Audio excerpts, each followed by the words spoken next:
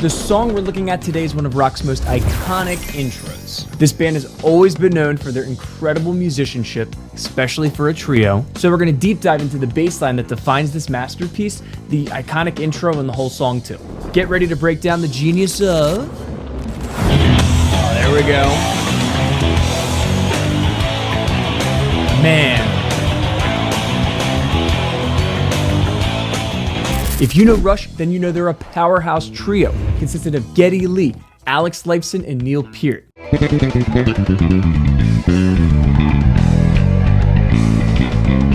Let's take a look at the background of this tune before I break it down in great detail. Let's go. The Spirit of Radio was released as a lead single from Rush's 7th studio album, Permanent Waves, in 1980. The song marked a significant transition for the band, moving from their progressive rock roots towards more radio-friendly sound. The song was inspired by a Toronto radio station and reflects the band's appreciation for the power and impact of radio in discovering and promoting new music. The lyrics were written by drummer 𝗕𝗄𝘃𝗏, as he wrote the majority of the band's lyrics when he joined the group in 1974. The song is known for its unique structure, blending elements of rock, reggae, and progressive rock. It features dynamic shifts in tempo and time signatures, which became a signature of Rush's music. The Spirit of Radio became one of Rush's most popular songs and remained a staple in all their live performances. It's a timeless classic. We're going to listen and then we're going to break down part by part everything that's going on. I'm going to play it on bass. I'm going to watch the live track. So let's do this. This one is from Toronto in 1984. These guys are Canadians, so you can tell the crowd is just crazy. What are we waiting for? Ooh, it's fast, that guitar.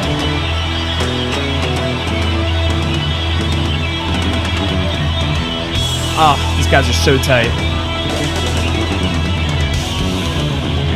Oh, there we go. Man. This must have taken so much rehearsal.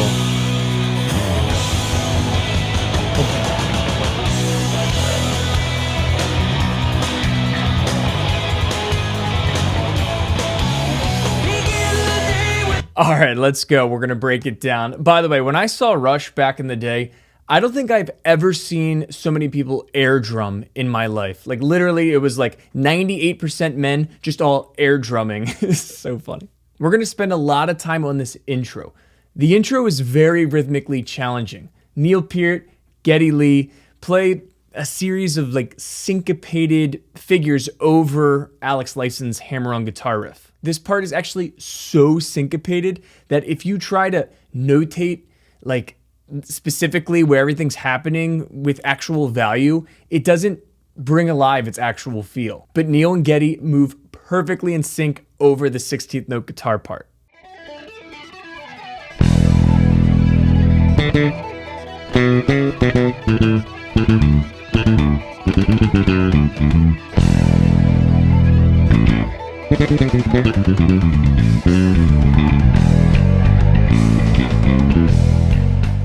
Are you digging this video? Then please give it a like. I appreciate you. So what are they doing? I'm going to try my best to count this for you and show you what I feel is happening. I really think it's mostly in 4/4 and it's just super syncopated, but there's one measure of 5/4.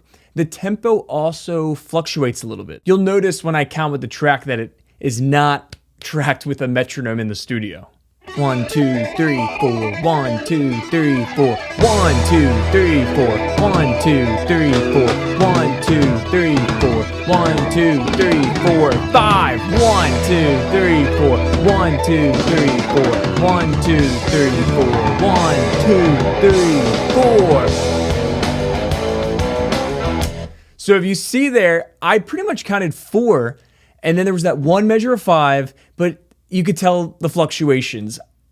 It is so crazy how amazing that is. This intro makes the entire song for me. It is one of the most iconic and best intros of all time, in my opinion. So harmonically, what's going on there? Essentially, this whole song is in E major. If you know the E major scale comfortably, you're going to be able to maneuver through the song easier and just focus on the technical part, which is way harder. It also has elements of E mixolydian, which means it's the same thing as a major scale, but there's a flat seventh, a minor seventh in the key of E major. So focusing on the intro's notes, it's not doing too much harmonically. It's definitely rhythmically where it separates itself. So once you get the gist where those syncopations are, you can play it, but it takes reps to play with these guys. Good luck.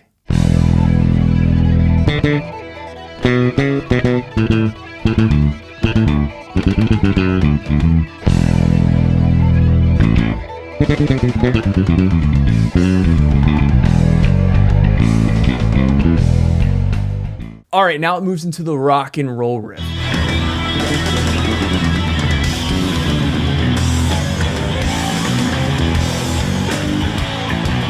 Oh, I love that drum part.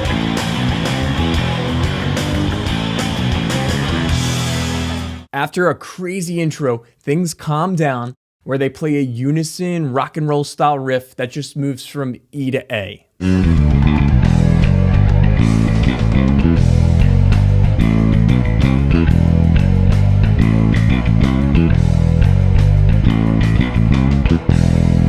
E chromatically walks up to A. Then it plays this typical rock and roll vibe style riff, or that's what Alex Lifeson called it. And this is just like a typical rock and roll kind of riff. And it harks back to that, you know, kind of rock and roll kind of vibe. So let's take a look at the verse.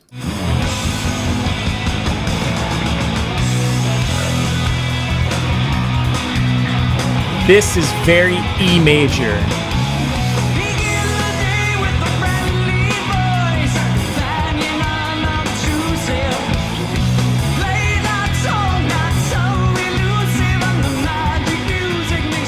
That's such a cool bass.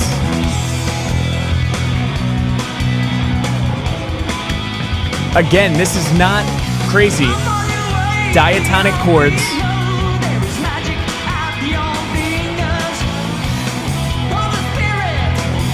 Man, Geddy's still killing it. How does he sing and do this at the same time? All right, let's break that down. I don't know how he plays these still syncopated parts, but sings a melodic line over that. Do you know what Rush's writing process was? How do they write things like this? Let me know below if you know more than me. So let's look at that progression. It's essentially just a diatonic progression in E, where it goes from E to B to G sharp minor, then A and B. There's some variations here, but that 1, 5, 3, 4, 5, it's just screaming chords from the major scale, and his melody solidifies that.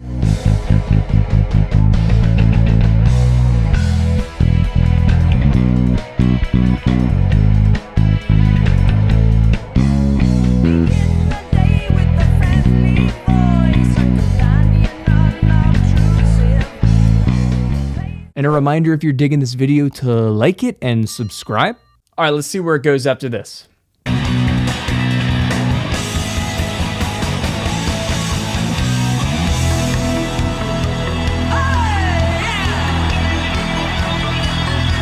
No bass. You can tell it's building. Talk about die-hard fans.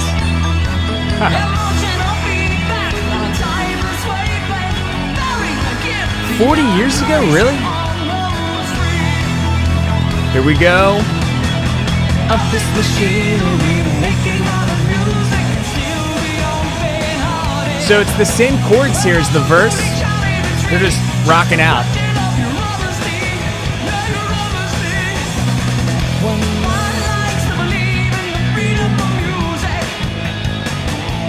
I love this lyric. Glittering prizes and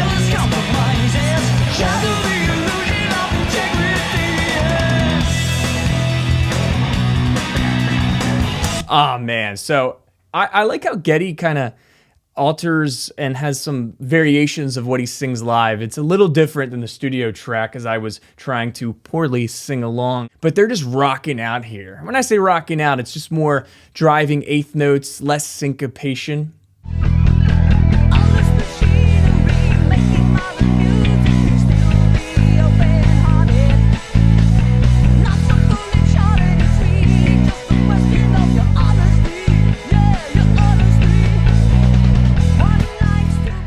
Do you play the bass? Do you want to play the bass? Then you need Bass Freedom. Transform your playing with the step-by-step courses designed for clear and consistent progress. For just $9, you can experience the Bass Freedom vibe. So where's it going now?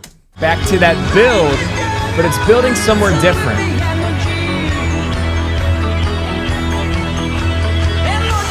We're gonna call this part the bridge.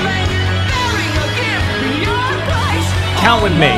1, 2, 3, 4, 5, 6, 7. 1, 2, 3, 4, 5, 6, 7. 1, 2, 3, 4, 5, 6, 7. 1, 2, 3, 4. 1, 2, 3, 4. So what I just did there was I counted so you can feel the time signature. It was all in 7/4, 7 beats within a measure, and then they'll play 4/4 to take us back or to repeat.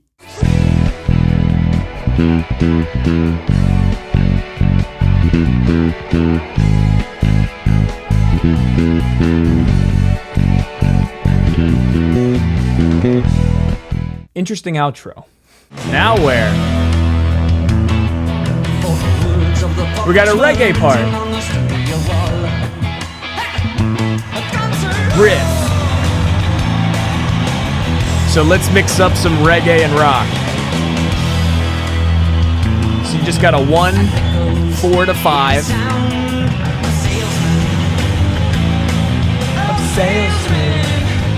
And solo.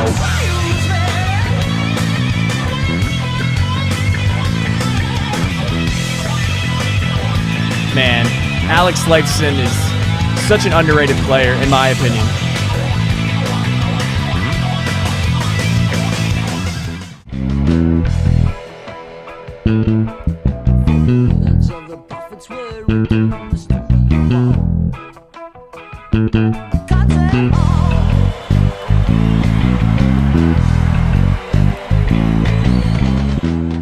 I can't put into words how good I think Rush is. These guys were clearly just ahead of their time, all three of them. How do you mix rock and roll and reggae and prog and just, it becomes this, and we love it so much. If you're learning this, good luck. And if you're just getting turned on to Rush, welcome to this world. I appreciate you watching this video. Geddy Lee is a beast and I freaking love Rush. If you want to see another Rush video I did, then you need to check out this video here. And again, thanks for being here. I'll see you next time. Peace!